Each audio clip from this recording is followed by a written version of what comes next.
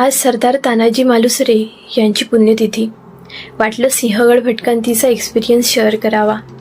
सुदैवाने मला एवढं छान मित्रमंडळ मिळालंय म्हणून सांगू की गड किल्ले फिरायला जायचे प्लॅन्स कधीच कॅन्सल होत नाहीत.